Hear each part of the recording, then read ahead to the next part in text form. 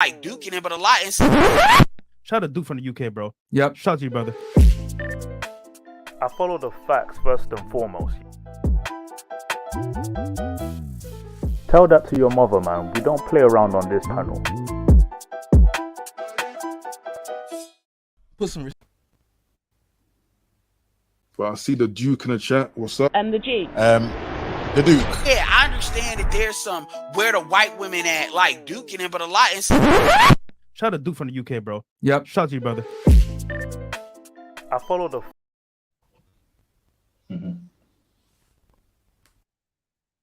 Sorry, I was getting feedback. Hello, 1, 2, testing. I had to remove the tab that I had the YouTube on. How is everyone doing? This is the Duke back again after a long hiatus. Like about 3-4 months I haven't been on this stream thing. Been doing my own thing. You know, everyone has a busy life out here. And today we are guest starring Vincent, Captain Vincent. People in my audience know of him already. How you been doing, Vincent? I've been doing all right, man. I've been doing all right. Hope everyone else is doing good. And yeah, it's been a long time, right? Long time now. Yeah, it's been a little while. It's been a little while for a lot of people. I think after the COVID pandemic phase, people are going back to their actual lives now, and some people are still about, which is great, but you know, reality kicks in. So it was a good 2-3 years to figure out what the hell are we doing on here. But anyway, this was a very interesting topic we decided we want to talk on, which was having British folk who have lived and moved to America and their experiences and what the whole, you know, the whole story is about moving to America and how great it is, the American dream, earning a lot more money, a lot of different lifestyle. I think, to be honest with you, in the last 4 or 5 years, people have changed their mind based on just the politics and the media we see today. There's a lot of conflict going on in America. It's very uneasy. And comparing their life here in the UK is another story. So, but then to an extent, people still believe, you know, America has a better experience. Well, let's break it down. Listen, give us an overall of your experience, right? You're a British person, right? Living in America. Tell us when this began and what this means for us. Yeah, you know what? Like any other Brit, right? Prior to moving to America, which was 6 years ago, I was also under that illusion. I thought, oh, America has it all. America's all this, it's all that. You know, it's all the glamour. And I believed the hype. I believed, you know, the fabricated stories. Oh, America's great and this and that. Nah, it really wasn't, because when I moved to America, I'll say after a year or two settling in, I kind of quickly realized America's not all that. It really isn't. Sorry, Vincent, what year did you move to America? And if you can give us an age, then we'll leave that to that. Not too much info, of course. Sure. Yeah, so I moved in 2017. And I was around 18 years old, just, you know, after I'd done the A-levels.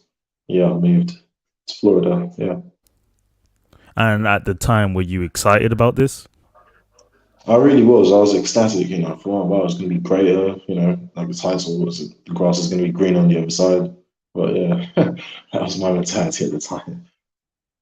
Yeah. Right. Could you tell us where you moved, which state in America?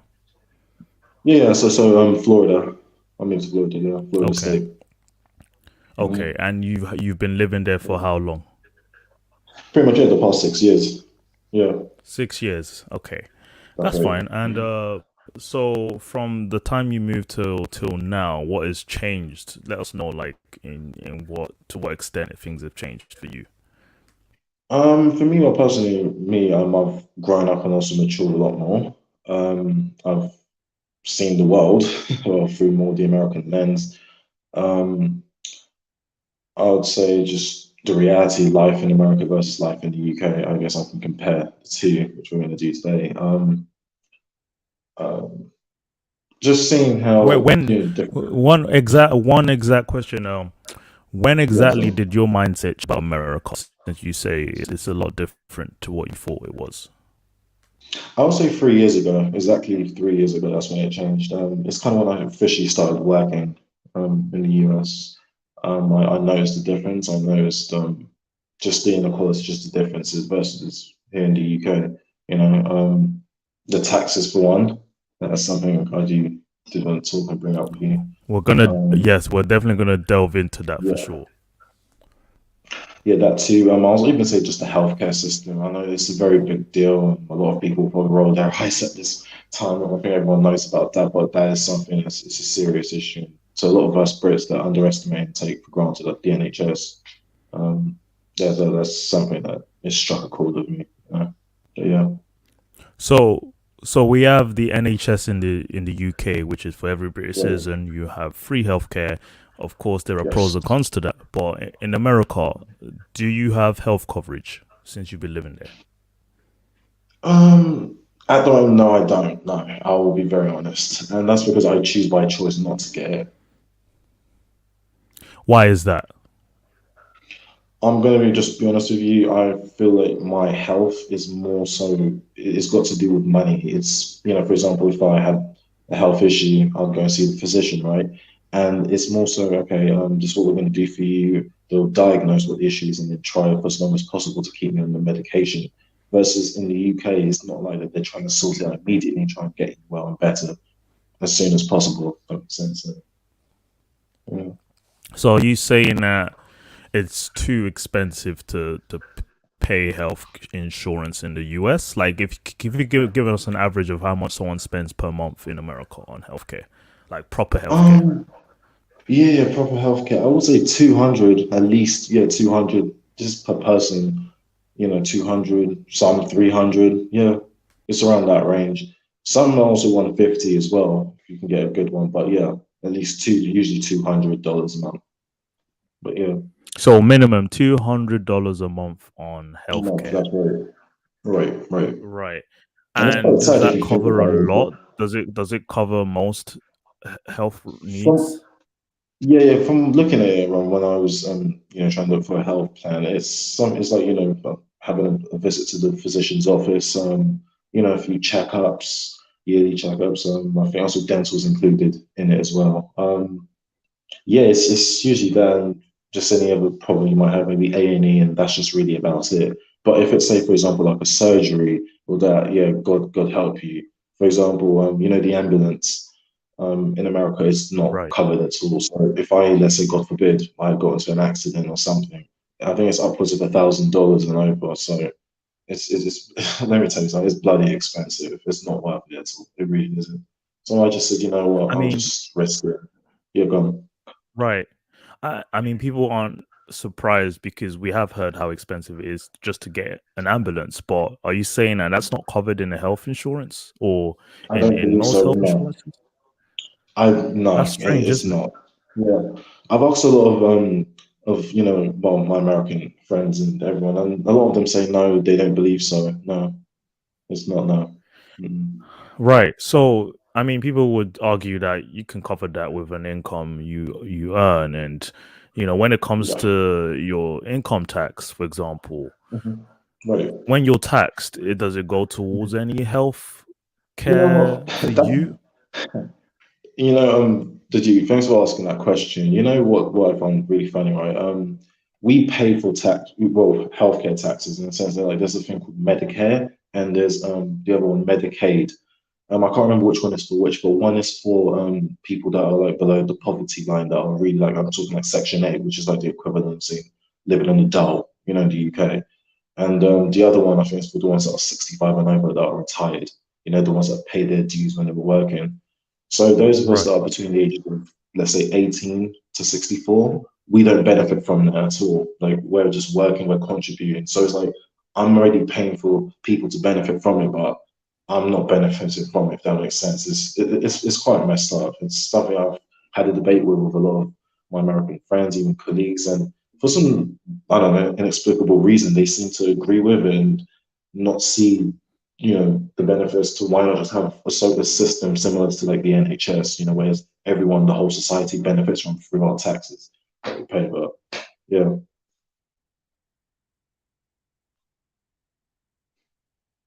Okay, but yeah, that's yeah. Can you hear me? Sorry. Yeah, I can hear you. Yeah, I can hear you. Yeah. Can you hear me?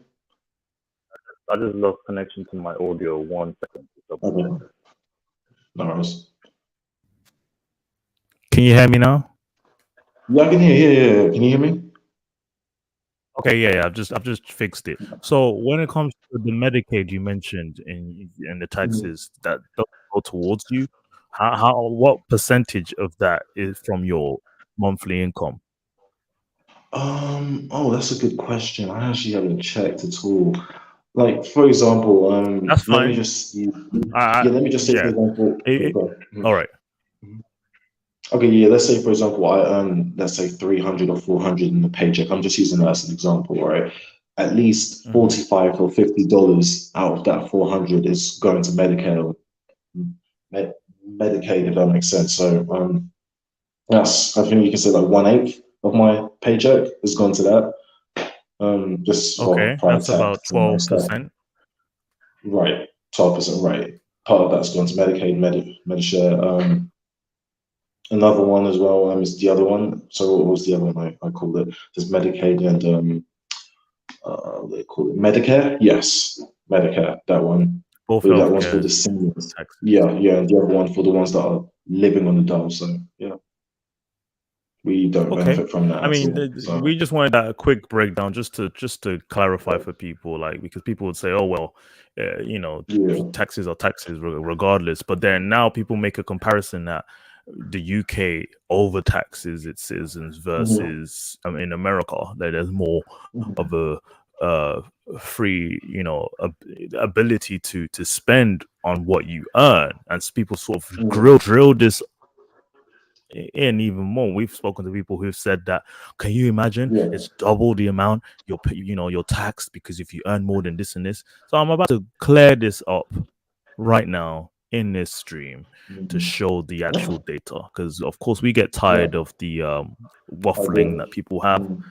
Yeah, so I'm going to Yeah. share a page on, first starting with the UK taxes. Of course, a good breakdown of the UK tax will give people more clarity, and then I'll also break down the US taxes as well to see the Sounds good. difference, Yeah. Sounds good. major Sounds difference. good. 1 second. Mhm. I wish I could do dual sharing. I think I can. I'll do it after. But yeah, so hey, I'll just say out loud for people who can't see the screen, who are just listening. But essentially, the Yeah. income tax rate in the UK, can you see as well, Vincent? Yes, I can. Yes, yes, I can.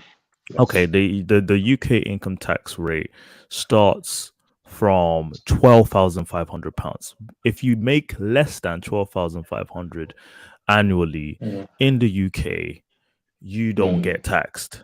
So all the way Absolutely. up to £12,570, you do not Mm. get taxed.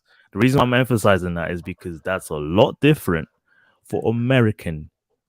If Mm-hmm. you earn about that same amount, you're still getting taxed. So that's just to break it down for people who think that exactly living in the Mm. UK for someone who is a lower income status would Right, right. not even be taxed in the first place. But of course, that's like pennies to a lot of us. 12,000 isn't Yeah. enough a year, but there's some people, there are a lot of people who live on that. So, And just to clarify, and then next is the one basic thing. rate. Yeah, go on. Yeah, just to clarify, right? So, this is just to specify. This is like within England and Wales, because you know the United Kingdom is made of four countries, right? Scotland, England, Wales, and Northern Ireland, right? So, we're talking England and Wales and Well, Northern yeah, Ireland. of course. I mean, the bulk, let's say, if you look at the data, 89% of people in the UK live in England and Wales. The rest in Scotland and Okay. Northern Ireland are actually a smaller percentage. Right. And Right. they vary very slightly. If you look at the data, it's very slightly. So it's not really to pay attention to too much. But yeah, for Cool, sure. cool. There's a bit of a difference in Scotland and Ireland, and Mm. they actually have it a little bit better than us. But overall, the majority of people live on this income we see on the screen. So yeah. Okay. So again, 12,500, you don't get taxed. And if when you start making more than that a year, it goes up. So the basic rate between 12,500 to 50,000 a year, Mm. Mm. that range, you are taxed 20%. Now think about Right. it. who is making £50,000 a year. Majority of blue collar working class people, or middle or lower middle class people who maybe in a starting salary or they're 5-6 years into their job, and they are only taxed 20% from their income. 20%, okay? And then the higher rate between 50 to 150,000 pounds, you're taxed 40%. Now that's where people go, whoa, that's a lot of money. But again, that's a higher tax rate. And then there's a cap. Once you make over 150,000 pounds, then it stops at 45%. Now people will say that's nearly a half. Imagine if you're making 150k a year and you're only getting half of it back. That's crazy. I get the scare behind that, of course, but then we have to look at it. If people want to compare it to America, then we can speak. But let's look at what we're looking at right now. As a British person, if you are lower income, working class, or blue collar, or starting salary, your taxes are quite low in comparison to a lot of other Western countries. I wonder why people don't really pay attention to this. The majority of people who live on the breadline or on an average salary don't get taxed that much in the UK. Hello? But then now we want to focus on the rich. Oh, the rich. Oh, poor the rich. I get it. Poor the rich. But I wonder why they're still here. We're going to figure it out. And then compare it to the dream of America that we put so highly. So I'm going to go on to that too. Do you have any questions, Steve, or any comments? Yeah. Did you? You know the average salary in the UK. I believe I checked. Correct me. I think it's somewhere around £35,000. I believe, right? If we look at the average salary in the UK. Yeah. Right. So that falls within the 20% tax bracket. So if you think about it, that's pretty good. You know, most people the average income salary, right? The average income salary is the majority of people who earn that much in this country. 35 to about 40,000 pounds make up the bulk of people. So that majority of people in this country only get taxed 20%. Now let's go into America. Let's be fair and show American stats, and we can play on this argument. A second. I like to do my data and statistics. People know that I ain't playing. Americans don't play. Don't play with me. I know my stats. Now, people like to rah about how can you imagine 40%, 45% in the UK, but we don't even tax that much. In America, it's only 37%. That's the cap. We're gonna break this down, okay? Now, in the beginning, those who earn between $0 to under $10,000. I want people to understand what $10,000 is. $10,000 in pounds. I'll quick do it. $10,000 in pounds is £8,000. $10,000 in pounds is £8,000. If you make £8,000 a year in the US, you are getting taxed. They're gonna eat your money, mate. You're getting taxed 10%. Yeah, 10%. Oh, people say that's not that much. That's about, for someone who maybe earns 10,000, that's 1,000 out of your income, and then you're left with 9,000. That's a lot of money for a lot of people. That's sad. Okay, you're getting taxed when you're earning pennies. Who is it? UPS? Who are the tax collectors that chase you around? What are they called? No, it's what are they called? Sorry. So give me a second. They are called the Americano. Yeah. Hold on, let me even search them up. Give me 1 second. I've even forgotten the name. IPS. What is it? American tax. Hold on.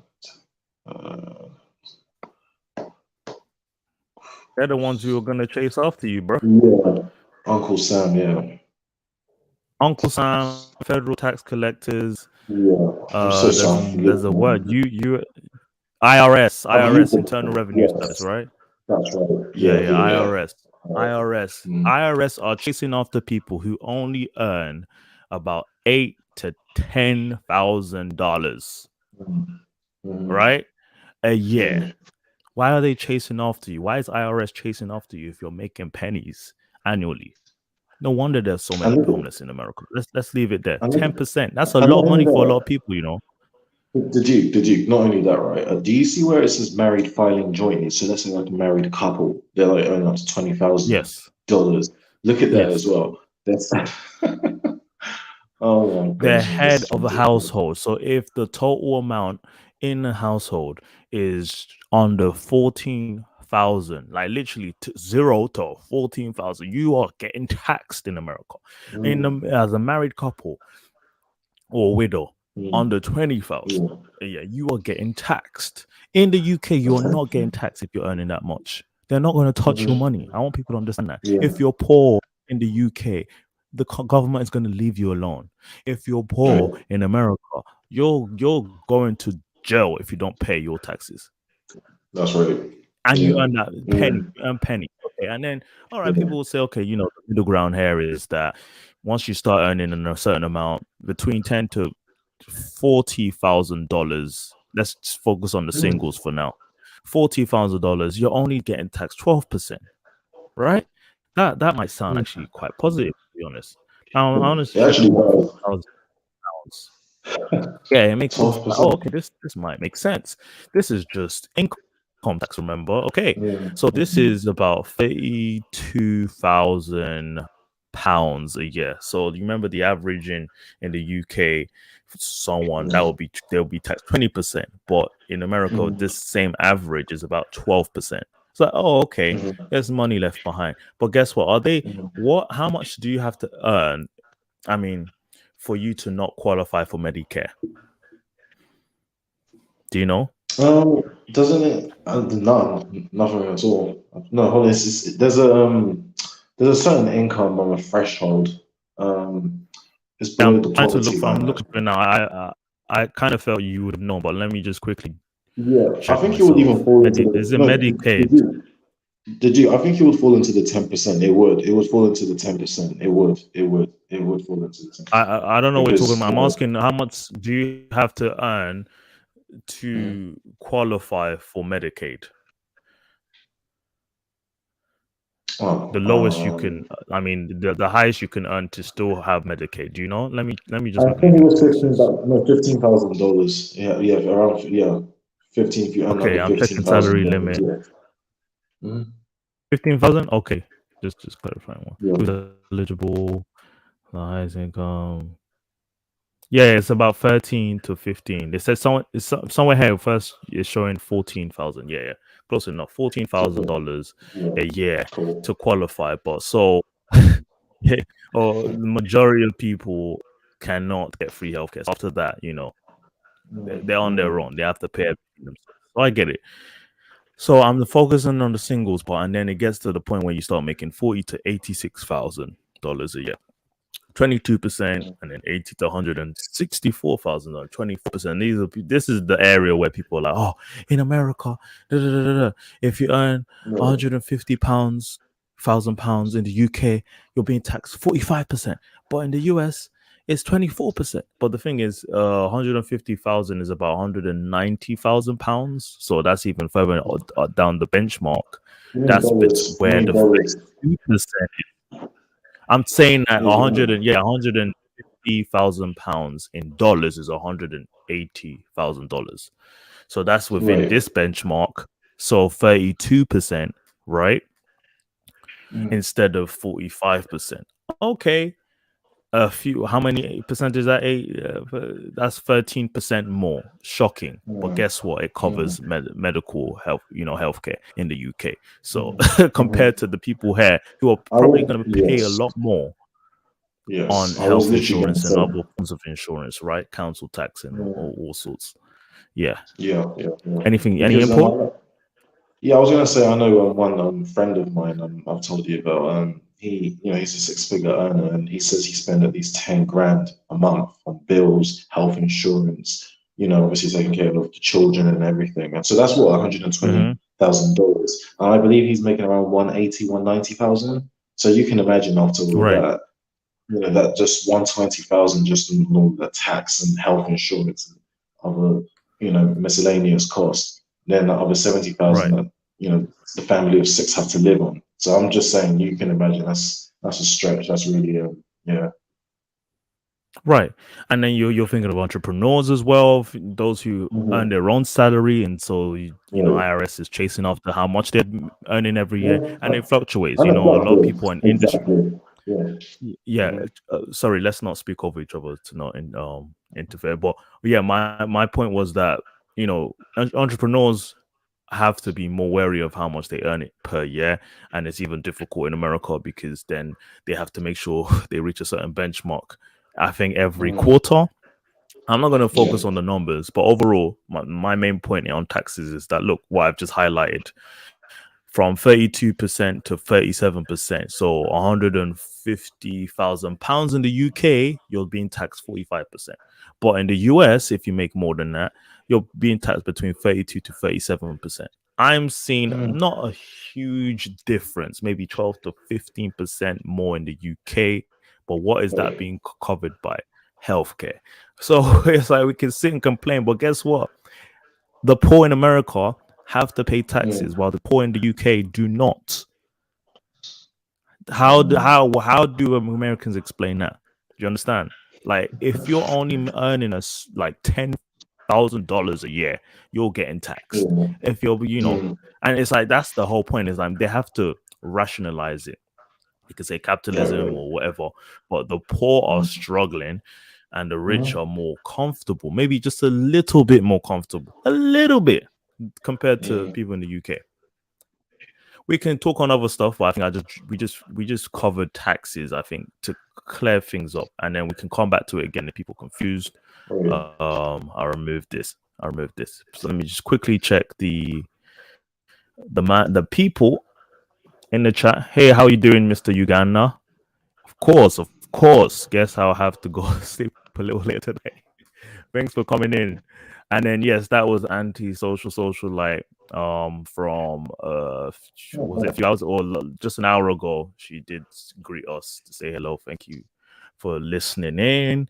We want to keep this sort of this stream clear and concise, and just to make a point that Vincent has first-hand experience with, and we've just finally covered taxes because people who feel like they can trump America over the UK. That's their main topic. It's like, we get taxed less than y'all. But the truth is, you see the numbers, it's not that far behind. And the poor get taxed, while in the UK, the poor do not.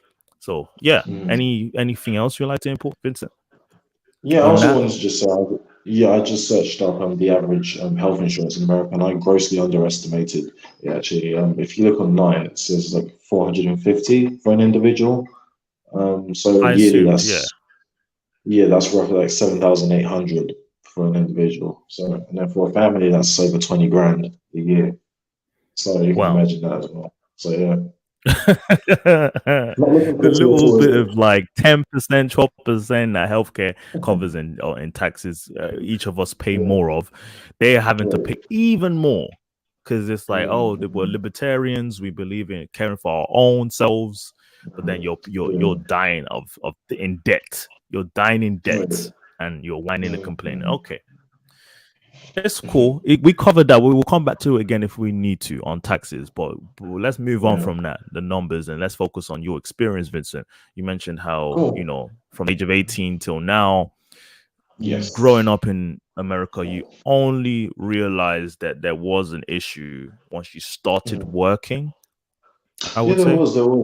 Yeah. So I realized that it's not all that it seems, For example, like even when I paid my taxes just a few months ago in April, the tax accountant, he was giving me all various forms, like saying, "Oh, you got to pay for this, you got to pay for that." Well, one of it came to the health part, the Medicare. I had to pay, I think, something $600 extra, and I said, "Wait, what's this for? When I don't even have health insurance? Like, why am I having to pay for it?" He said, "Well, that's part of the system. You just got to pay it. Everyone does it. You know what I mean?" So it seemed like a scam, to be honest. I was going through everything.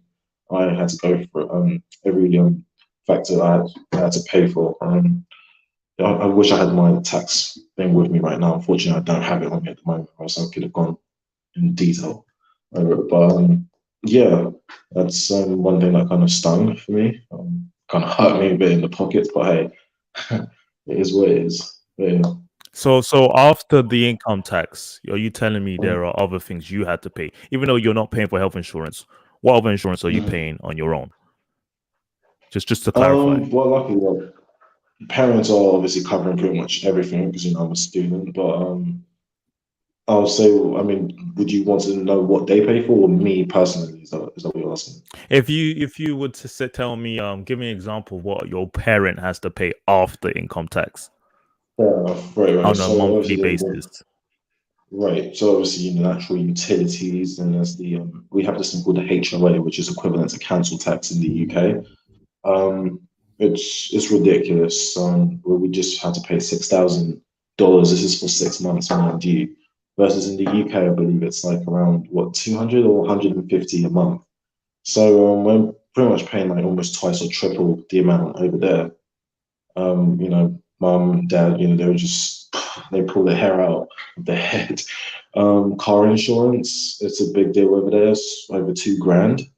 Versus here in the UK, you can, according to my mum, comprehensive, you can do 3 cars for like under 900 quid for a whole year. So, and look, when we're paying 2 grand for 6 months, so you can see the discrepancy right there. Yeah. So just to make it clear for others, you're saying that you're paying a lot more in car insurance, council tax than you would That's if you right. were living in the UK. That's right. Yes, a lot more, double, even triple the Why amount. don't people Yes. talk about this? Why don't people talk about this? This is interesting.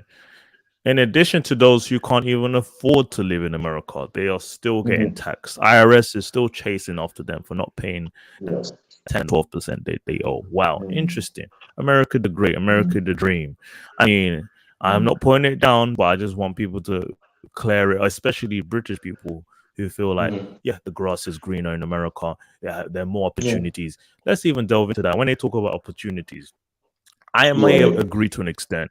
It seems as if when it comes to businesses, America has more avenues and more fields to explore compared to maybe the landscape of the UK. America, when it comes to real estate, now let's delve into that real quickly. Real estate, buying houses. Now, let's talk on the quality of homes in the UK, how big they can be, the mansions, Yes. the open space, the backyard. Tell me, Vincent, Yeah. what do you think of it now? Like maybe from when you moved and then how you feel about it now. Well, one thing I can tell you is that, don't get me wrong, it's nice having a big house. It's nice, oh my gosh, you have a lot of space, you have all of this and that. It has its pros, right? But there's also cons to it as well. Like I just said, for example, the council tax, it's quite ugly. It's not nice. Just the overall maintenance, and then you have other other miscellaneous costs. Usually the neighborhood association, they will send you costs. Oh, you got to do this, and you have to pay a 65 extra fee for example, mine's a gated community, so obviously that comes with it. You have to pay all these various costs, and it's pretty much just looking for ways to just get money out of you. It's just some of it is just completely unnecessary, but you just have to do it. I would say, I mean, obviously, naturally, with a big house, the maintenance of it, it's a few hours to clean. What, uh, what else can I say? Hmm. Yeah, well, I'll No, I'll give you some other points to bring up. One sec. Let me say, sure. Mr. Uganda says, yeah, I'll just keep my behind in the UK. The grass is greener here and our water is colder. Lol. Like, I mean, would it be easy for us to convince others, hey, it's not all that great? I think it is. At this point, I'm seeing a lot of British people speak less of how great America is because of what we've seen. But overall, there's this sort of idea that they have it better. Do they? Would you say that, Vincent? Do they have it a bit better in America? In anything? Vincent? I think we lost Vincent or me. Checking in. It might be Vincent. So I'll just carry on going. So when it The comes Jew. to Vincent, can you hear me? Can you hear me Yeah, I now? can hear you now. Yeah. I don't know. Yeah, I can hear you now. I don't know if I went out or if you went out. That was weird. But You should be able to see on your screen if there's like a signal weakness. Like I didn't see on my end, so it might have been you, but we can check. Yeah, it was you, Vincent. Thanks, Uganda. it was me. So Okay. yeah, yeah, don't worry about it. I was just asking, for you, Mhm. what was it again? Do you think there is anything that America has better of? Let's just focus on that. Sorry, let me think. What is it that America has that's better? The only thing I can just generally say, but then again, this is more of a big city thing, and well, it's more of a sort of cultural thing.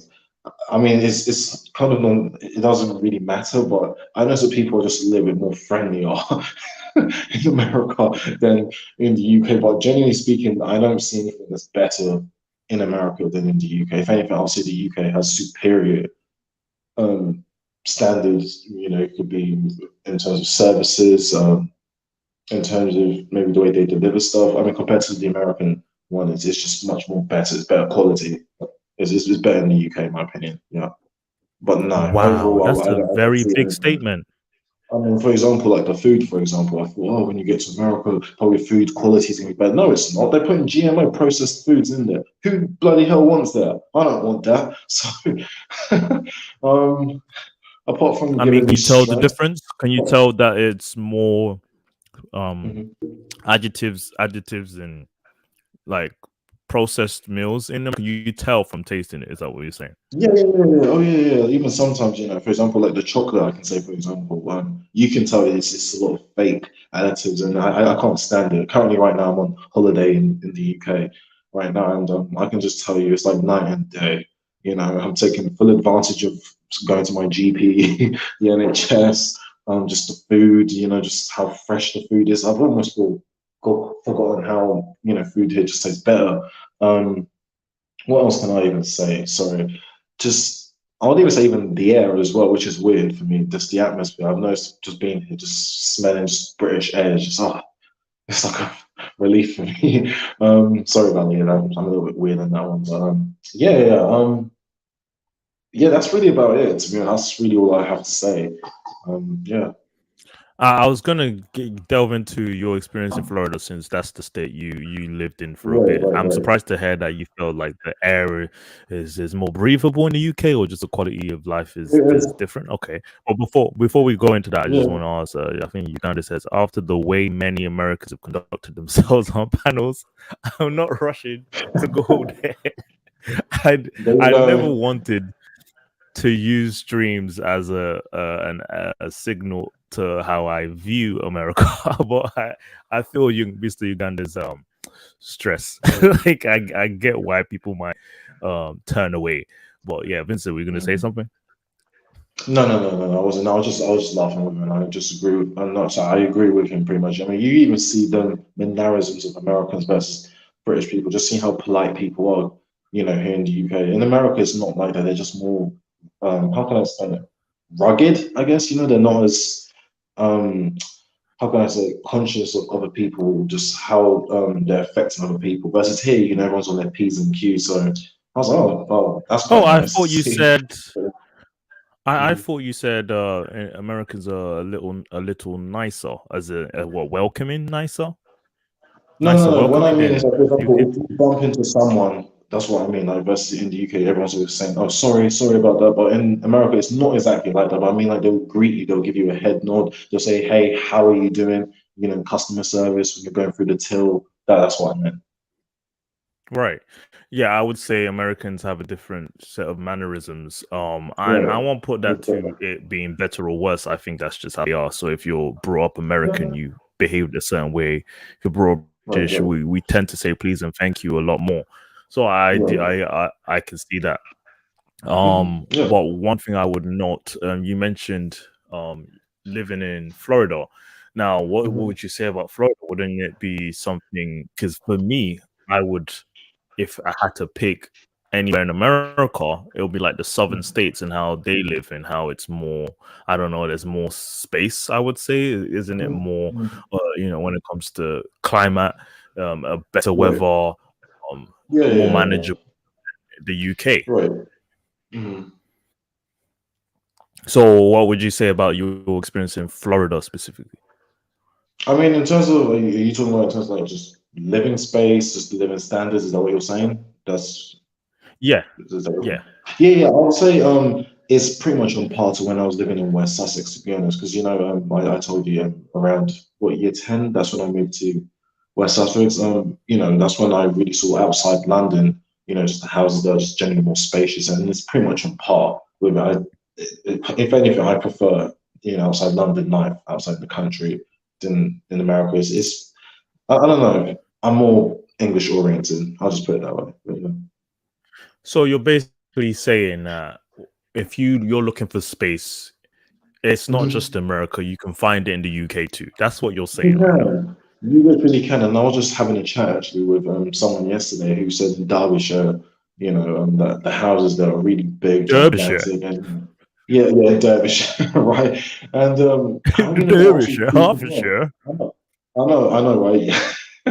You can get houses there for like 400K and even some 250, and it's just wow. You can literally, if you want like an American lifestyle, you can get it in the UK. You just have to just look for it. It's outside London. You're not going to find it in London like that. Maybe some spots in London, but no, outside the big cities, you can find it in the countryside. So yeah. Yeah, of course. If you are earning a Mm. larger amount of income, you can find what Yeah. you want in London. But for sure, Yeah, yeah. outside London, the counties they have a lot Mhm. more Yeah. space, land, homes, big homes. So when people speak on how small homes are in the UK, I tend to think of these people they must be from like the cities because the Yeah. further you go away from the urban areas, the bigger your homes can be. Mhm. But one thing I remember a family member of mine described, a family member who doesn't even live in the UK, says that she respects how compact Brits think when it comes to real estate. They are not trying to be extravagant and build huge mansions and take up space. Mhm. They're more Mhm. modest cottages or even like Mhm. expensive homes, but not too big. Like in a sense, Mhm. the UK doesn't really attempt to compete with size because they can. If you go to certain areas of the UK, you can find huge mansions, but a lot of people would rather not, even if it's Mhm. affordable. While in the US, Mhm. it's a trend, it's a thing. If you came from the Mhm. bottom to the top, you Mhm. must get a big man. Big man.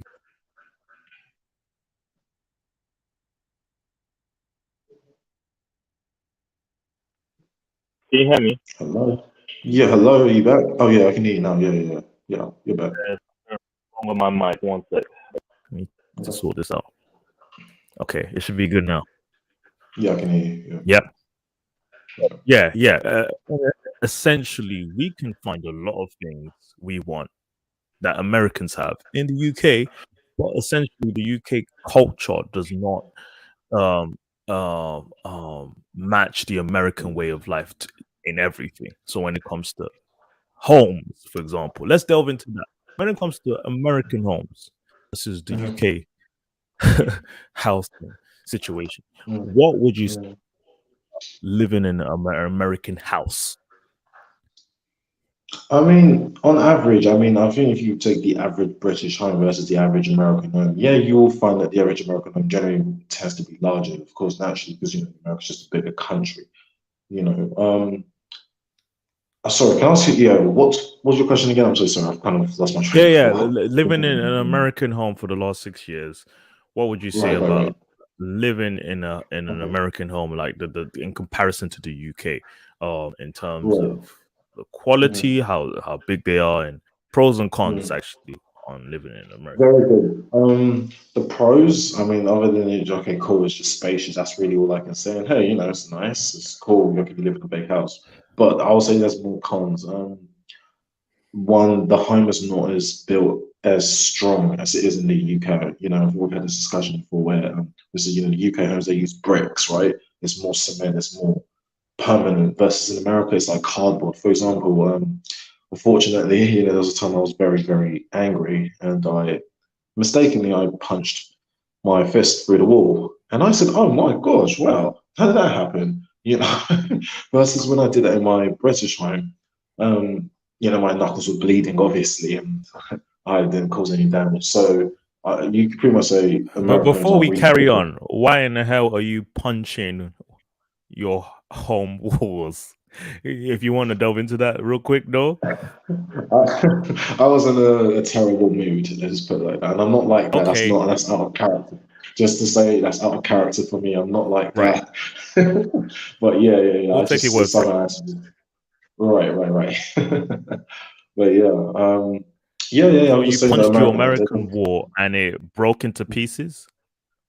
it just left a hole in the wall. Right. It did. Yeah.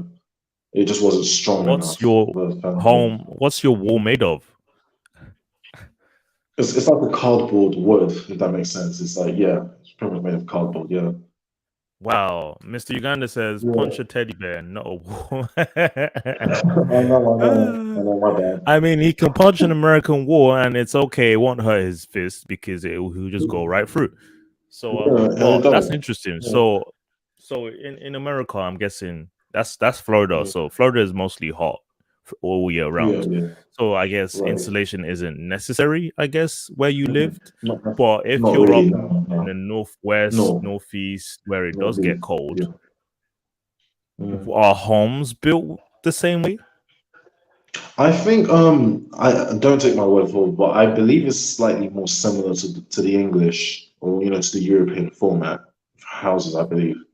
Because obviously, there You know were what? this I kind of thought so. standard. I was asking you, but I've done my research on it, and to be honest, it's only homes in the northeast, so like the Boston, New York, Massachusetts area that are mostly brick homes, right? But then if Yeah, you I go imagine. anywhere else in Yeah. America, up Mm. in like northern states and even in Canada. I'm dragging Canada, Mm. unfortunately, for the Canadians, but in a colder climate, they are still building wood homes. I mean, fine, but they're not as That's sad. insulated, and Yeah, that's and they might right. have central heating, but that people who understand science, we know that if you have thin ass walls, wooden walls, you are not insulating that home very well, no matter how much heating you're using. For some reason, that's the culture in America. I read into it. It's because America, the land itself has a lot of timber, so there was no need to invest in cement and brick homes when you could afford a very cheap form of construction. You can build a home in under 6 months and it could be huge, and that's the American way. Basically, they started this boom back in the 60s to build hundreds of homes, thousands of homes around America in cheap costs.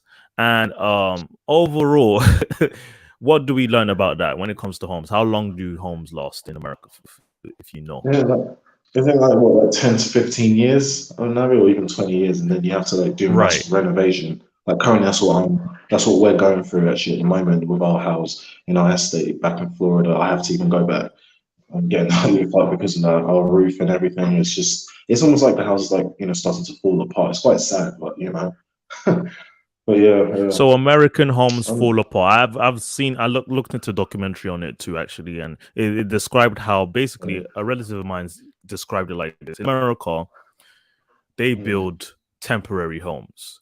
In other countries, like in Europe, even in West Africa, they build permanent homes, bricks, cement, all the necessary sturdy material required to build a very permanent home. In America, not so much. It's interesting, but we let that slide. It's the American dream. It looks pretty, but you got the three pigs and the wolf. When it blows, the straw house, the wooden house, but then the brick homes are still upstanding, right? That's what I am saying. I'm just gonna leave it there. But hey, Marathon Savage. Man podcast. Okay. It's been a What's up, while. It's Marathon been a Man? while to see you guys. What's up? It's good to hear What's up, from Marathon? you guys. How you doing? Yeah. So yeah, overall, that was a little diss I left at the end. But essentially, if you remember the story of the three pigs and the wolf, right? I'll blow a huff and puff, and I'll blow your house down. The wooden home, wasn't it the cardboard home or the straw home blew away, but then the brick home was still standing. Right. I know Americans know that sing along, but they're not utilizing it very well. It's kind of ingrained in them to build wooden homes. That's fine. That's fine. Whatever floats your boat. Yeah, can I just say as well, just to add on, it's actually wood, not card like actual physical cardboard, but just wood and cardboard. It's a mix of both. Yeah, I know. It's equivalent. I know. Well, because just think about it. for We know no home should be made out of cardboard. That'd be very silly. But overall, when you look at the hurricane climate across America and tornadoes and how it just decimates American homes, I always assumed, wow, that could be any home. But then I saw a video showing how there was one cement brick laid home in a place in Florida that was still standing after a hurricane blew away the entire neighborhood, and one brick home was still standing. I was like, wait, so are you telling me that all these other homes were made of wood and this ones were still standing? Why hasn't it computed to Americans that maybe we should start building our homes with bricks and cement? It's almost, it's almost like they just never ever want to learn from their mistakes and say, okay, you know what, let's change it to this method. Just very similar to the gun shooting violence, how in the UK here in primary school, secondary school, they we're going to touch on that real quick. Yes. I was using that as an analogy, right? It's like, don't you learn? Maybe like use other countries' methods of doing things that are successful. Like here, when there was the mass shooting in England, and every primary school got fenced up. Why can't they do that in America? So something like this never happens again. But hey, they just don't want to learn, I guess. Oh, Vincent, you're revealing stuff people don't even read on. Let's even touch on that real quick. We'll come about mass shootings. Definitely a bullet point that we all bring up as Brits. Oh, mass shootings. Who wants to raise their kids in America? That's one thing. Another point would have, before we moved on housing, was yes. I mean, there are easier solutions and alternative to better homes, but what I read into, just to find out if Americans have thought about it, they have thought about it, but it's actually a lot more expensive to build a home out of bricks and stone masonry than to use timber and wood for your big mansions. Yes, it's a lot more affordable to use the local resources, which is the woods. To build these homes. That's why it's sort of in the American culture to continue to build this. And there are a few companies in America that actually use bricks and cement, but they charge a higher home insurance, and of course that is more costly. But if you look at every other country in the world, we don't care. We would still build these permanent homes. It's not funny. I don't get it. Americans, man. It's like they have all this money, yet they're too afraid to spend too much on certain things. It's part of the culture. You can't really blame them. Yeah, I have a question for you, Duke. You said that like the insurance for a brick home is higher than one that's timber? Yeah, in America it is. Yes, in America. In terms of building it, but I think it's not to do with increments or insurance coming after. I think it's just to building it. Oh yes, mortgages are higher, not insurance. Mortgages are higher for brick homes in America. 1 second. I wonder why. That's a bit strange. I would imagine it would be the opposite. Oh wow. Okay. Would you say? Do you think it's cheaper? It should No. be cheaper to build a brick home? Well, no, I'm not saying cheaper. I mean, you have to build a home, that's long lasting, right? So, yeah, a long lasting. Think about a long lasting home would be more expensive to to America. So it's like the insurance companies will take advantage of that. Do you want a brick home or a wooden home? Wooden home will be cheaper for you. Get that, or you charge extra for this permanent home you want to build. It's like, buy this home that would last you about 15 years before you have to renovate it, or buy this home that would last you 150 years, but we're gonna make sure we charge you extra for it. So it's like You part see of the what system you can't you change. see what you're doing right now, to do. You're starting to make me like despise America even more. Like I'm even starting to resent. Hello. Oh, I think I missed Vincent. I'll carry on for a sec, but I don't want to put down America like that. But I've gathered all this information, and I've almost turned into an Americanophobia, and I'm not. I'm not a Yankee phobia. I am just pointing out the differences in their lifestyle that they can't help because it's sort of a system that's been created. Vincent, can you hear us again? Yeah, I can hear. Yeah. Oh, God, did I go off again? Yeah, you went off for real quick. Yeah, just real quick. But I Oh, carried on anyway. Yeah. okay. Were you Yeah. gonna say something real quick? Let us know. Yeah, I was gonna say, yeah, that man, honestly, the more I just hear this, it just makes me just to resent America even more. You know, to the point I don't even want to go back, but I have to, you know, to clear up stuff over there. But yeah, wow, that's uh, sorry, it's just everything about me is Yeah, just a yeah, that's scandal. I do not want to turn into an Americanophile, but someone here misunderstood. We're gonna clarify something that she mentioned. Improperly built home anywhere will not last. Properly built wooden homes last an average of 75 to 100 years. We're gonna have to fact check that misunderstood, but I will tell you this. Where in America are 15 years home being built? No, we're talking about before it requires renovation, and this is backed up studies. Like in terms of like for him, this is why I even have Mr. Vincent on Mm. the stream right now, because he lives in a home, that needs to be renovated after how many years now? After 6 years of living there, or Oh, 5 years? no, it was, yeah, 5 to 6 years of living there, It's yeah. it's Yeah. Mm. it's the roofing that needs fixing, right? It's the only thing that needs fixing itself. Yes, that's right. Yeah. Mm. And sometimes you might have something else broken in the home, like what, the wall or Um, the yeah, sturdiness, yeah, the like that. foundation. That's right. Yeah. That's kind of coming up for you. Right. Unfortunately, in our estate, some people have had some major works done, and on the structure of the house, So just the front part of it. misunderstood. Yeah, right. So misunderstood. Interesting name. But in America, and of course, someone like Vincent who's been living there understands that it requires a lot of renovation. That's why your home insurance is a lot high, because then you are covered in a way where if something breaks, it must be fixed. In comparison to a lot of European homes, we don't have to worry about the roofing every 5 to 6 years. We don't have to worry about these little things of flooding as much as you may Mm. struggle with that in America, not just America, in Canada as well. Is this sort of culture of building homes where it's not important to make sure Mm. everything is sturdy and foundationed. Like, I want you to understand that. Forget about all these things about how long lasting a home can be in America. You live in certain states where there are hurricane risks, right?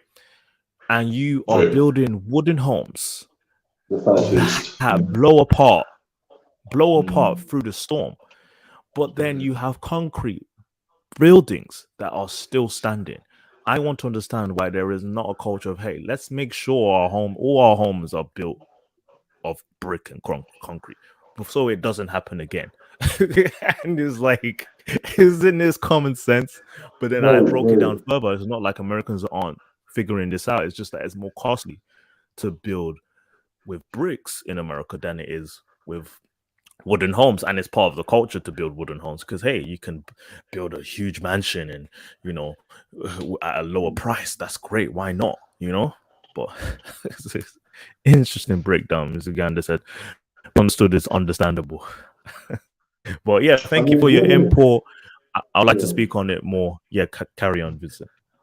I mean, I guess the only equivalent that someone could say that's wrong with a British home is, sometimes the boiler in British homes, sometimes unfortunately that does every now and then it does break down. But other than that, that's really Yes. about it. If I think about it, yeah. But it's not as if like the whole house, for example, I mean, having to do with major work like the roofing, or sometimes it could even just be just the front of the house, or something to do with just the structure of the house. You don't hear about that often, British homes, or among Europe, here in Europe. But yeah. That's just something that's Usually, unknown. the only things that need renovating in a British home is the interior. Like, if we want to modernize the interior, we can be in a house that has been standing for Yeah, 250 years and it just right, needs renovation. Like, it's like right. that, for example, in the northeast of America, where a lot of structures there were based on British homes. Like, they were more um British influence. in relation to European homes. So like in Yeah, New York or in New Jersey. Yeah. DMV, Maryland area, they have more brick homes. Not all of them, but there are some structures that have lasted the tides of time. So it's like, of course, and then the only thing that's being renovated is the interior.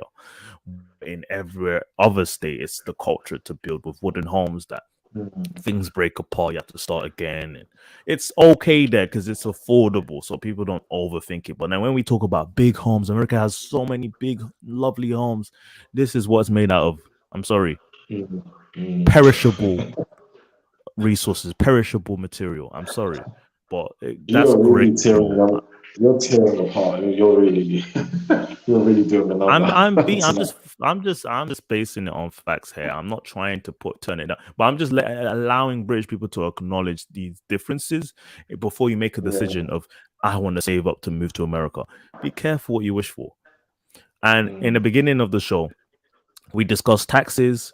I described how the poor are also taxed, while in the UK, you're not taxed if you earn under a certain amount. In America, it doesn't matter how much you earn, you're getting taxed. So please, those of you who are working class, blue collar workers, don't get it twisted unless you have a big ambition and you want to be a star or something, entrepreneurship. Do not get it twisted. America isn't easier if you're a poorer person. Stay here. Just helping you out there. Other than that, do what you like. Right, right. Yeah, go on. Yeah. So we can. I don't want us to be too long-winded. Let's touch on the topics that people want to hear. So when it comes to schools and safety and security, you touched on mass shooting. Let's hit that I did. quick, okay? Yeah. So What's obviously, going I on? said what. So I said, well, do you remember what year it was here in Britain when that mass shooting occurred in the primary school? I believe it was 1964. So, Vincent, remember, this is the stuff we discuss between each other. So it's like, if we want to say something, it has to be like a completely new introduction. No one knows what we're talking about. So what are we referring to? So obviously, I said the reason, like, why is it that in British educational institutions that they have gates, like they fence up their schools, versus in America where anyone can walk on site. That makes sense. So, yeah. Right. So let's start from the beginning. When we first discussed the issues with mass shooting in America, and especially in schools, elementary schools, high schools, why is it so easy for strange people to walk into a school and completely cut down hundreds of children? Without a second missed. Like, I need us to understand that if we continue to tackle the gun issue, we won't get anything fixed. That's why when you brought it up, you were like, oh, America needs to end its sort of guns and we need restrictions on guns. I'm saying, let's stop paying attention to that real quick, okay? And focus on how these schools are built. Now, you went to a high school and you moved to America, right? Yeah, that's right.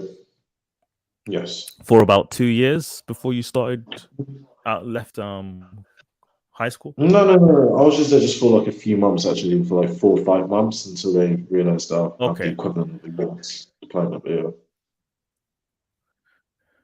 And your school in Florida, like, how was it set up? Was it safe? Were you ever warned that be careful if you see anyone with a gun, duck? No. What's the drill? Not at all, no. Is that it's like an open how do I explain it? It was just like this long driveway, the buses coming, the school buses, and anyone could walk in, or any random person could just walk into the school, can enter the school and just do whatever, what I mean? Unlike in the UK, you have to go through the gates. Now let's I want us people to understand what you're saying here, because a lot of British people understand what you're saying here. A lot of Americans don't understand. In the UK, we have gated schools. If you wanted to leave the school during school time or any time, you had to go through one passageway or two. There was an entrance at the front of the school. You couldn't bonk school. You couldn't just leave or intrude school without going through security first in every school in the UK. Now, in America, not so much. You could jump into the school. You can take one of the 10 exits. You can just enter however you like. But we can't do that in the UK.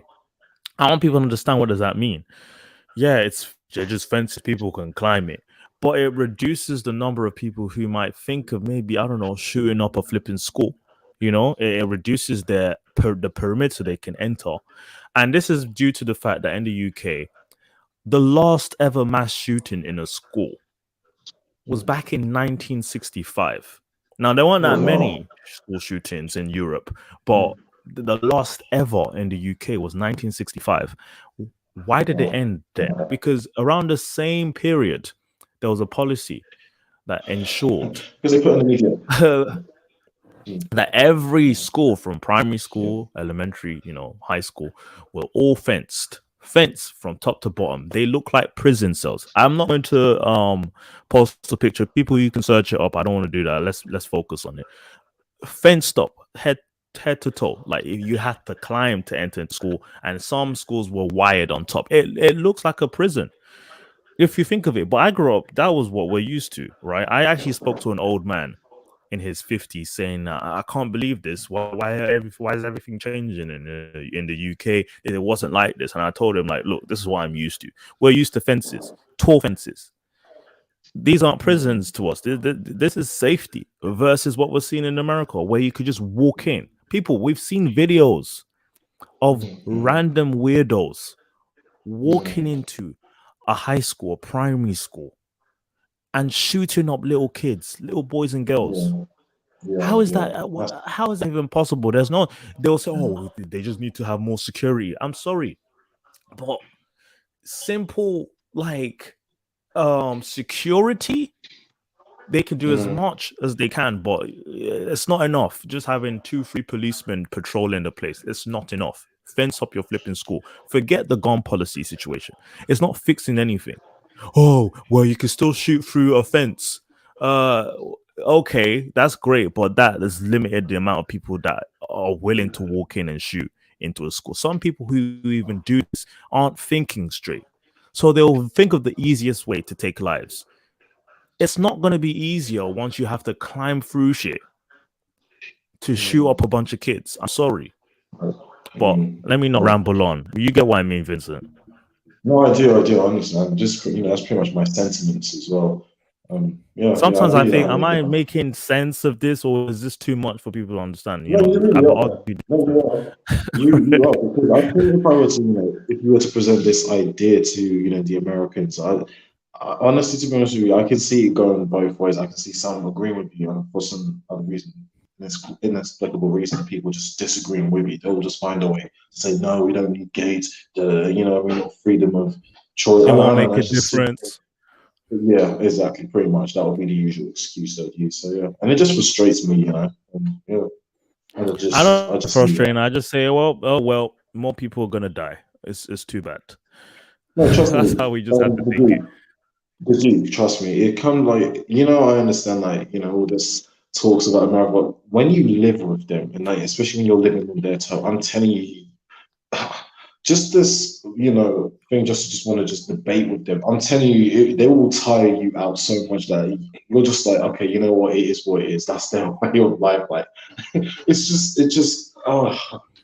all I can just say is I think you don't let it stress you even further. I would say, while you're living there, obviously they can feel like they can trump it. Oh, well, you're here. If you're here, then it's very easy for them to like turn away from your point. If you're living there with them, but like what Misunderstood is saying here, I see they are talking about the superiority.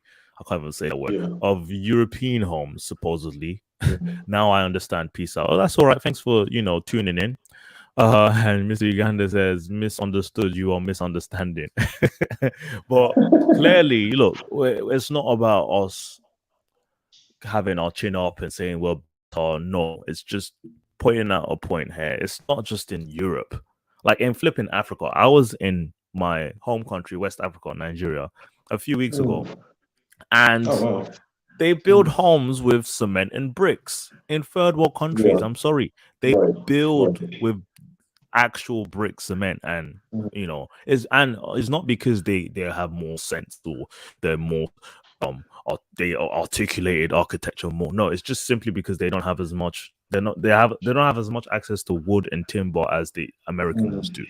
Clearly, I it's have a just a question. geographic thing. Right. Question, question. Um, let's say that West Africa or African, it was blessed with a lot of timber and wood. Do you reckon that they still use that, or do you think they'll still use bricks? They would. If they had access to a lot, yes, they would. Just like how it is in East Asia, they have a lot of timber and wood, and a lot of homes are made out of wood in like Japan, Thailand. So it's based on geographics. But when you think of the developed world, the Western world, you'd think that, hey, you have the most advanced ideas, and what makes things Right. more progressive, common sense as well. You would think, the Western countries have more common sense, or whatever they will do to solve their problems. But for some reason, the Americans chose that, hey, we will carry on building with wood. No, yeah, hurricanes will take our homes, but we'll pay for home insurance to build it back up again. Concrete homes would not be blown away by the wind. But Yeah, hey, yeah. that's none of my business. I'm from Europe. What do I know? And not only that as well, right? Do you know, in America, right, if you, for example, make a claim, so in America, what that means is, let's say, okay, the roof, for example, right, we have to go and get it changed. Our house insurance is going to go up the roof probably by another $300 the next time around we have to pay for. So it's almost like, if you complain, they increase your home insurance. And a few years ago, we had a renovation. We had our kitchen renovated and bathroom renovated, and our home insurance, it went up by $700. Now, that's still not what we're paying. So it's like you can't even win, honestly. Well, yeah.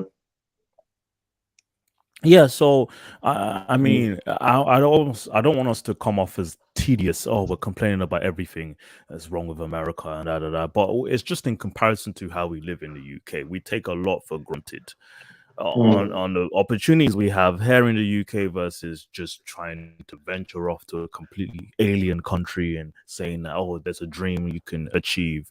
Well, if you were an actor, an athlete, probably you would shoot off the roof and become something amazing and have access to so much. But that's not everyone. So don't get your hopes up. The best, America is the best for people who come from third world countries. Okay, people who come from dirt poor can benefit so much from America, and that's the whole point. I think that's the American dream. But for those of us who live in the West, in developed countries, get your head out of the clouds and appreciate what you have right now. Honesty, because I spoke to my cousins back in Nigeria, and even their point of view has changed. They look at Europe and say there are more opportunities there than in America, because America is almost like a lottery win. Really? They'll say, Wow. they say that America is more like a lottery. If you might have a chance, you might not. But in the UK, it's like if you come in and you at least get a stay, a visa, or a work visa, then there's a process you can follow. In Canada, is the same. There's a simple, straightforward process you can follow until you can, I guess, get your rights to remain and all these things. There's just a structure you can follow if you have the skills. In America, it's sort of like a free form. The more money you have, the better. See what you can get. If not, adios. ICE is coming for you. To them, it's like they see the stability in Europe and Canada, but America it's a ball game. You have no idea. So yeah, these are from people who live in the third world. So I'm not snobbing anyone here. These are people who have choices to make. Right. So yeah, I hope we covered So, everything. Is there anything else, Mr. Vincent, you would like to add on to your um, experience? 6 years in America. Well, tell us yeah, something. other than also, I'll just say just the sheer ignorance of a lot of Americans, it just shocks me and baffles me often, you know. I'll just say one thing, I'm just very bloody grateful for being raised in the UK than in America, because boy, oh boy, if I was raised in America, I'd be, I would have been lost. I would have been, you know. I mean, it comes as if you have a very deep resentment for living in America. Could you explain so it won't come across as bias? But I mean, you've lived there for 6 years. I think you're credible enough for someone who could compare both countries. But give us something without I sounding mean, biased. it's just the usual, you know, stereotypes that you would hear that it unfortunately is pretty true, you know, it's just mostly just ignorant of life outside the US. Oh, I think he's gone again. And live in the country. It's just that's why I often, you know, deal with often on a daily basis that mindset among people. So it's just, I find it quite irritating and it just, you know, gets on my nerves. Yeah, that's really where it stems from, to be honest, you know. But, yeah. So yeah, it's just the pride, maybe the American Yeah, pride. it's pretty much that. Yeah, and it's all right to be patriotic. I'm not saying that, you know, don't be, but it's just it's a bit too much. It's a bit, it can come off quite extreme. So yeah. Right. Jug Season, thank you for tuning in. Much respect. Yeah, it's been a while. Thank you again. Um, yes. So yeah. But before we close up, I just feel like there might be a few things we want to cover real quick. So just overall, this is a public service announcement to our fellow Brits that think the grass is greener in the USA on the other side of the pond. We have our own struggles here, and they have their own struggles there. Right. We have to appreciate the good we have here. And let's say you choose to move to America, appreciate the good that is in America, what you can gain from it. And my major point is that America is a dream to those who come from the third world. For those of us who live in the developed world, most developed nations have free access to healthcare, have a lot of subsidies that cover a lot of livelihood for people who are citizens, who are residents in these countries. America doesn't have so many of these things, but they have their perks. It's just do not glamorize what you do not know. So appreciate what you have in the UK. In fact, whatever you can find in the US, you can probably find in the UK. It just comes in a different package. If you want a bigger home, you can find a bigger. And all that higher salary, nah, it's not really all that, you know. In America, again, you're just going to pay it. Yeah, the tax rate might look lower, but you're going to pay it somehow. It's going to still equate to what, or even not even more than in the UK. So, yeah. Right. Did you? If you want more money in the US, you can also make a lot of money in the UK. There are loopholes in both countries.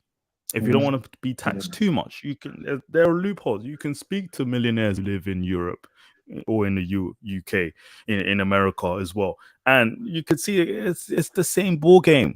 Stop stretching this idea. There are some industries that they are a powerhouse for: Hollywood, athleticism, a lot of perks in these fields, but not in everything. Not in anything else. I'm sorry. Leave America alone. Okay. We should be competing with America to do better over here. You some of us have cousins in each country. I have cousins in America. I have cousins in Canada. Guess what? I appreciate my upbringing in the UK. I wouldn't trade it for the world. So yeah, that's it for me when it comes to that. And Vincent, you said that you've started to appreciate your upbringing in the UK just 3 years ago.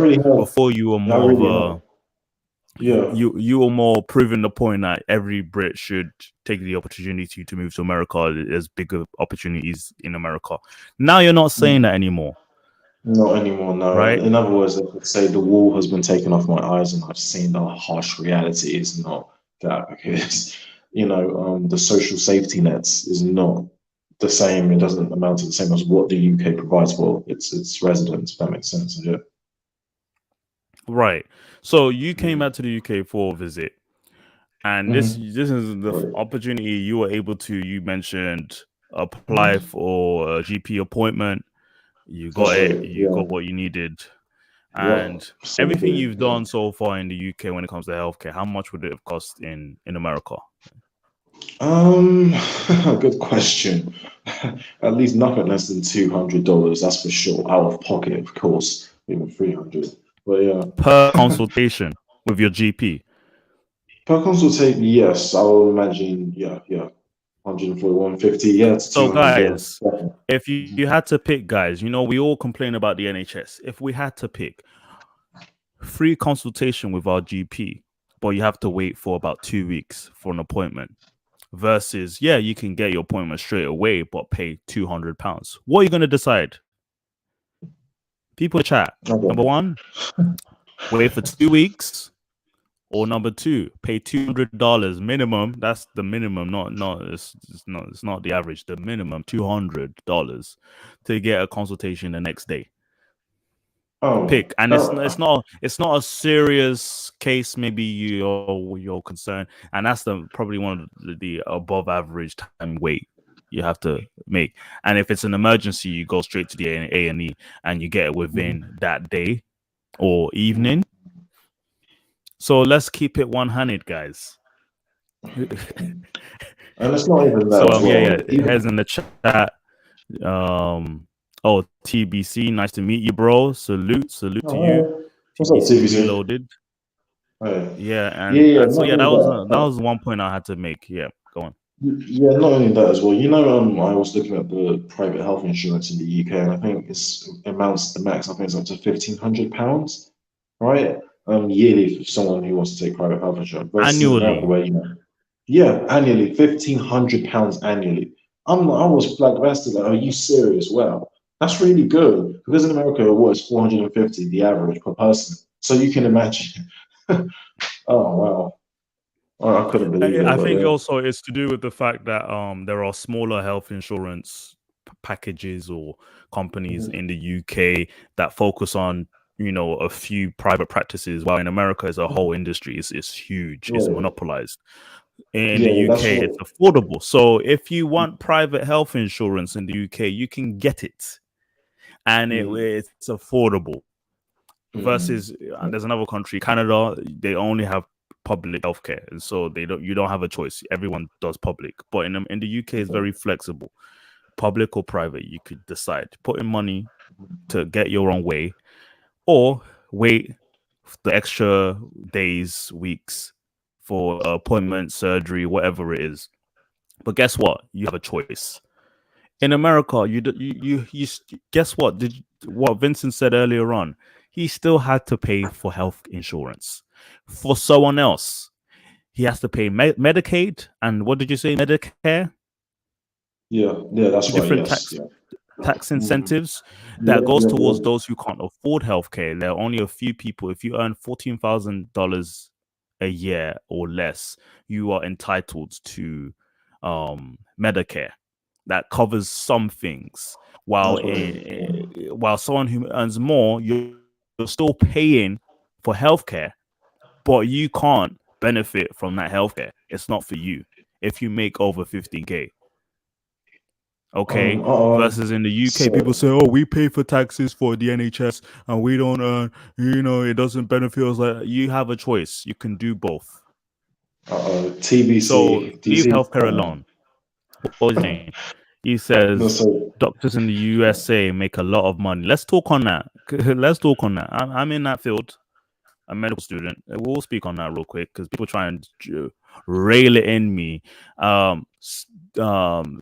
Captain Stephen, do you still have the screenshots of what you sent me on data showing that a lot of British doctors who moved to America for a higher salary then decided after 5 years to leave America, return to the UK? Can you? Yeah. Can you give me 2 Do we minutes? actually?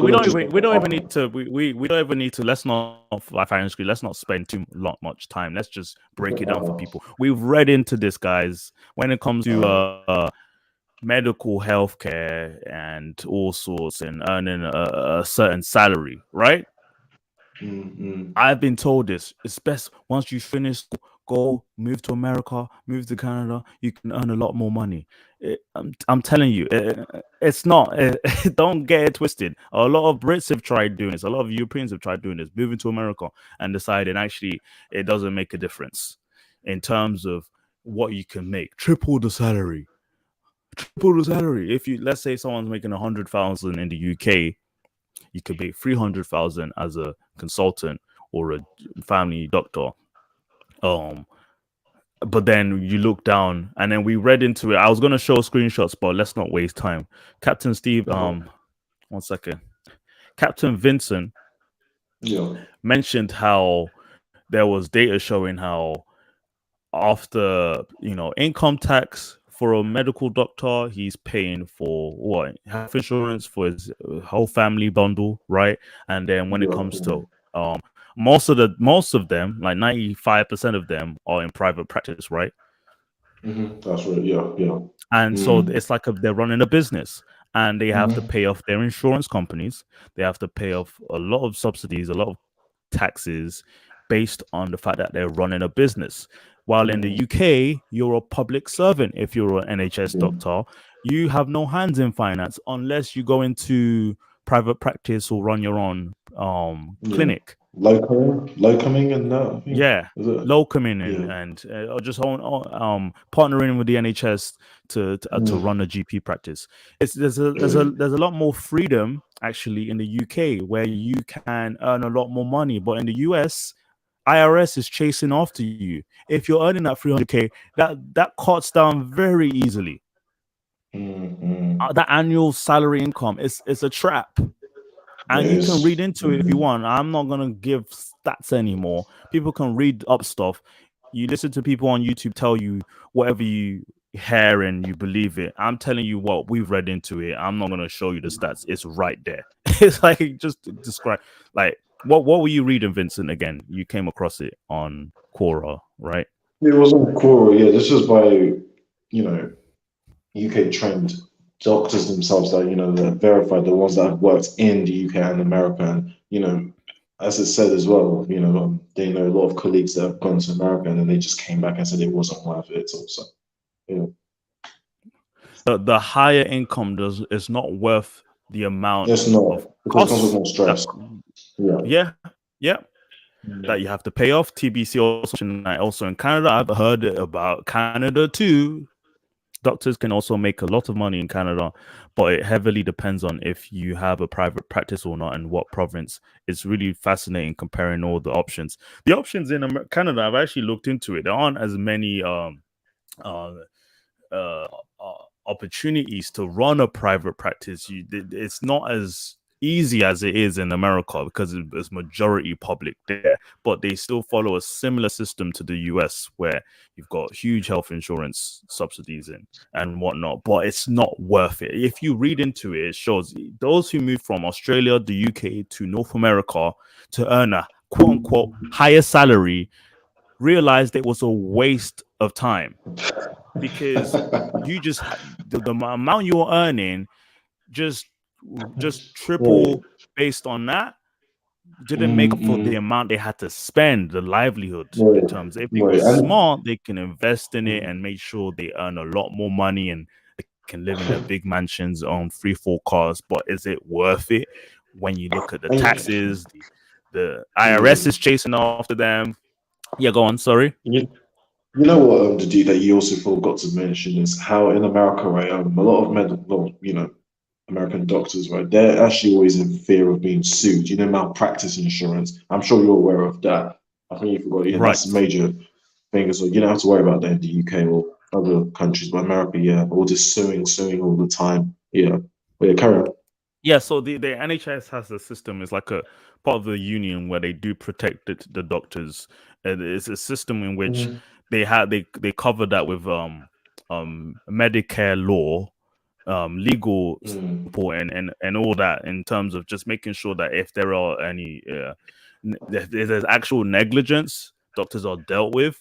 But if it's something that's out of their control, then they are not being targeted for it. It's almost like the NHS would cover that. But then if you work in private practice, it's all on your head. In the US, it's all on your head. Like, so it's like you have to manage all of that, spend all that money on having 2-3 different accountants. How many people in you have to have 3-4 different offices just to handle your accounts as a doctor in the US. It can be glamorous if you work in certain fields. You can save money, you can invest here and there, but it's a whole business. And just the immorality behind it. You can't offer full healthcare to your patients if they can't cover it in their insurance. You have to learn how to sit there and tell your patients, I can't offer you this amount of care because you can't pay for it. I'm sorry. That's something that I'm used to hearing in third world countries. But in the UK, we would offer it. In some parts of, to an extent in Canada, they can offer full-on healthcare without looking at your income or insurance bundles. But See, even TBC is even saying what I was saying, but he's making it sound positive. If you find what tune how you bill and get a good accountant loyal team, trust me, you can make a lot in Canada. I'm sure tax is high, but you are still taxes are tremendously high in Canada, but you are still going home with a fat wallet. I'm sorry, mate. But if you look, just look at several counts of people who are raised in Canada, accept their reality. Yes, we can earn a lot, but we have to spend a lot on all these teams, all this, all that. But someone who lives in Europe and moves to Canada, there's this YouTuber called Dr. Jude. He lived in Canada for about a year and then moved back. He's a orthopedic surgeon. I followed his story because I was thinking, maybe I can move to Canada and work there. But he was saying how he had to return to the UK because it just wasn't worth the cost of earning more. But he made a whole series on his Canadian placement. But then one video, he said he was returning and he gave bullet point reasons. I'm gonna find the link here in 1 second. But if you have any other point, no, it's more of a question. I thought the Canadian healthcare system was literally almost identical, pretty much just a twin of the NHS. Like their system is almost the same. Or am I? No, it's like right in the middle. It's similar to America to an extent, but also because of it publicly funded as well. It has this sort of alignment to the UK system, but it's not because again they earn a lot as doctors there, so that comes from a lot more taxes actually. So, but then I'm gonna send the link to Dr. Jude's video. Wow, it racked up 300,000 views. Being a doctor in Canada versus the UK, pay, lifestyle, and jobs, and why he went back to the UK. Why he went back to the UK? Because he was just like, don't believe the hype, bro. Do not believe the hype. Yeah, I plan on watching it myself. I just left the link on here, guys. Just find time to watch it. Copy and paste, and he pretty broke it down, and he kind of solidified my reason to not leave for North America. If I had to, I would move to Australia or New Zealand for work because their system is a lot more similar to the UK NHS system. Because it's more a Commonwealth type of nation versus this, North America. I see, because when it comes to earning a lot more money in the UK, now forget medicine, a lot of other fields, it's pretty similar as well. Pharmacy, the banking system as well. Sorry, Vincent. No, I was gonna sorry, I've lost my train of thought to be honest. But I said I thought Canada is also a Commonwealth, so it was just a bit shocking to kind of hear that. Oh wow, it has more of a North American culture when it comes to healthcare. Even my Canadian classmates have said they are considering moving to the UK to train because finding residency in Canada is impossible. like that's why a lot of them would study abroad, because it's just not, they haven't, the government haven't created opportunities for young people to enter into medicine as much as in other countries. I can break it down even further. I don't want to ramble on what the medical stuff I know. Like, I just know that it's not all glitz and glam as people would say. Oh, you make a lot more money, you make 2 times more, you make 3 times more. I'm telling you guys, it's not worth the hassle. Period. It's not worth the hassle. In any field, there's a reason.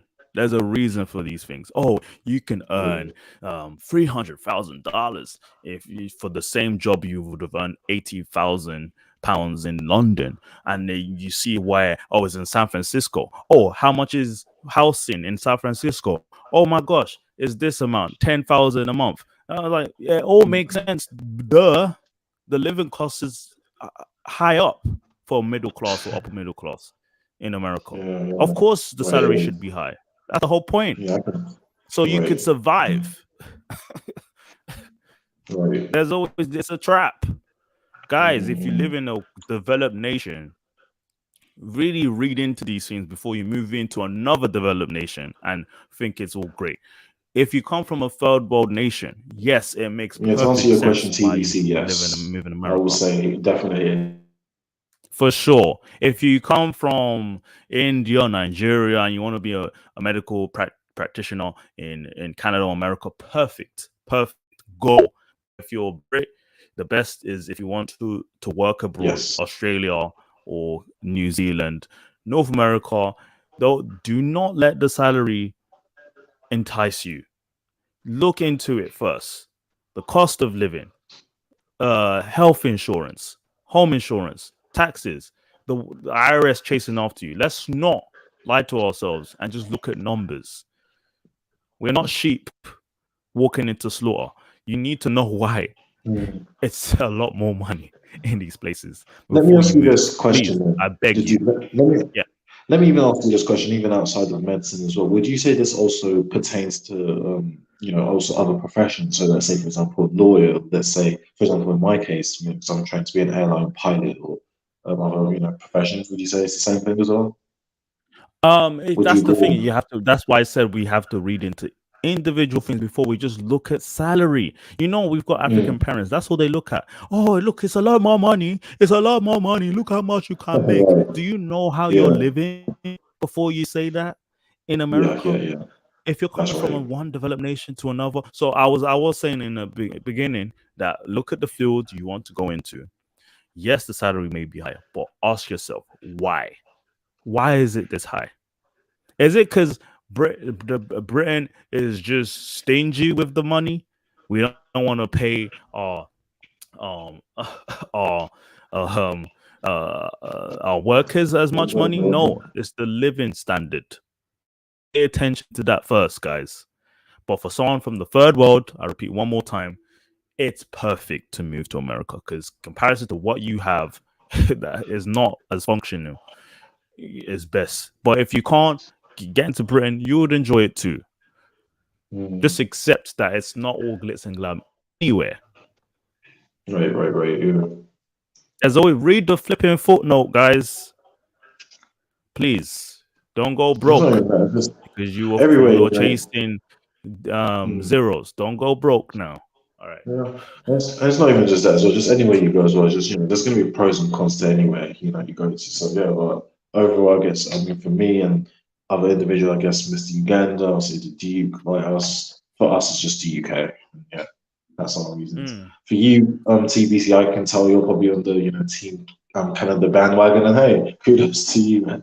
It makes sense for him, of course. It's appropriate for someone who comes from, like, let's say grew up in Nigeria. You can see a huge difference living in Canada. I've got cousins who live in Canada. It's great. But for someone like me who's raised in the UK, why am I running away from Britain to move to America just to get a higher salary and find out that I'm actually spending more? I have to spend more than if I lived in the UK. Excuse me, I'm good. I'm just making like. Like my parents did not fight hard for me to be in this country to then run away because I think it's the better opportunities in another country and find out that I can't afford to live. Right. There you go. Guys, Yeah. it's the grass isn't greener. That's the whole point of this video. But yeah, I Mr. wouldn't be Vincent, surprised, you know.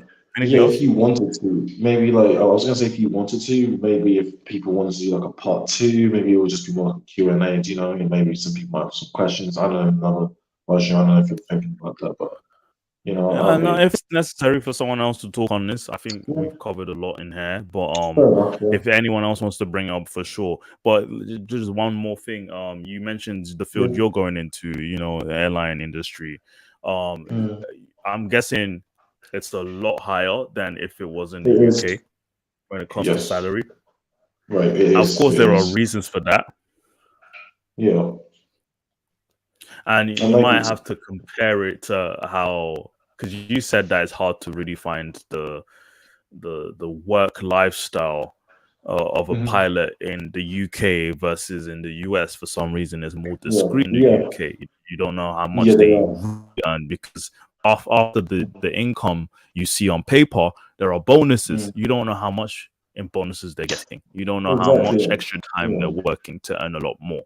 So let's not believe the hype because we saw on Google searches, Google results that, oh, you earn $350 if you work here, but in the UK you only earn £120,000. Come on, guys. Yeah. Read into it first. Don't jump into conclusions. Yeah. No, I was even going to say, yeah, they're just a lot more discreet about it as well, you know, because on Glassdoor, there was one British pilot that put £650,000. So I was like, oh wow, that's very, very high, isn't it? But you know, they're just. But do you know what he's doing? Like, do you know what he's doing? Maybe he's running a whole, you know, a whole airline. Come on, since someone you can't get rich, guys. People, we've heard this before. You can't get rich in working a 9-to-5 a career job. If you are earning that much, you are doing so much. You're doing something. You're working for someone else. If you want to get rich, own your own, and then go into, you know, whatever you need. But you go into these careers for skills, for experience, and then if you want to make the big bucks, you have to run your own business. Don't chase salary in these countries. There's always a string attached. TBC quickly said, so you plan on staying in the UK? Yeah, for work for sure. But I'll definitely be investing in Nigeria and then also visiting North America as well. I'm not completely isolating myself from ever moving, but working in the UK is fine. TBC said, I don't plan on going back to. Oh, okay. Fair enough. Oh, okay. Vincent, you still there? Yeah, he says he's not planning on. I'll visit, but I don't plan on living in Canada full time. Cool. See, we're international, global citizens. We can go wherever you want, of course. Yeah. But when people decide to set up shop in America because they've heard all this great stuff, you've told me about how many relatives you've had. How many relatives said, "Oh, move to America, you earn so much more money." Isn't that how your mom's more encouraged to move to Florida because she was told you can make a lot of money? And then where did that lead your mama to? Just a lot of financial stress and just a lot of, you know, paying this, paying that. Yeah. Even when you're away from the country, you're paying bands. For what? It's all right. Taxes. Them bills gotta be paid. Right. BC says, is running your own practice in the UK and other parts of Europe as stressful as it is in North America? I think running any business out of your own industry would be challenging, but it's as rewarding. That's the thing. It's as rewarding as if you worked private in North America. It's as rewarding because I had to read into it because I plan on doing that eventually in the UK. And the thing is, no one looks into their salary, but they're earning £600 to £1 million a year. They're not part of the public system anymore, but they do work for the NHS. but they own their own practice. They are earning a lot of money, and they live in the UK.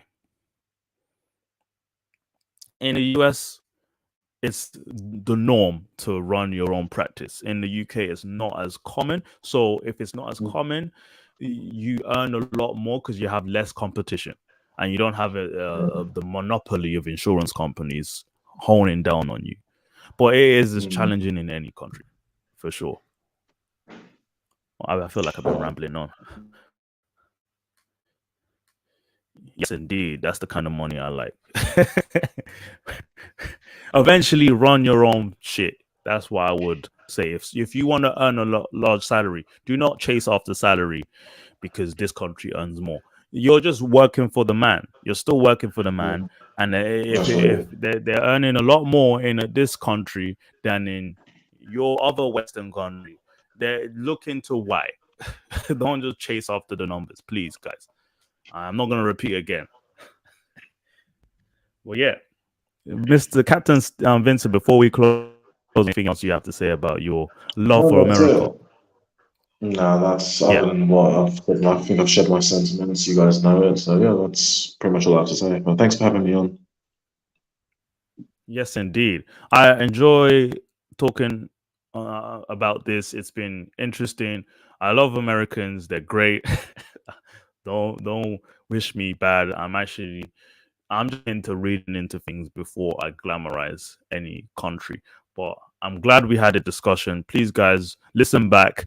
I'll leave timestamps later on if you want to come back and listen to our points, or even I'll make a short clip as well. But overall, this was a great stream. It's been a while, but I'll keep doing this as much as I can to talk on a lot more important topics. But thank you again for tuning in. Let us know if you want us to talk about anything else. Leave a comment below, and we'll see you again on another episode. Peace out. But I see the Duke in the chat. What's up? And the G. The Duke. Yeah, I understand that there's some where the white women at, like duking it, but a lot. Shout out to Duke from the UK, bro. Yep. Shout out to you, brother. I follow the facts first and foremost. Tell that to your mother, man. We don't play around on this channel. Put some respect on my name. You understand me? When y'all saying my name, put some respect on it.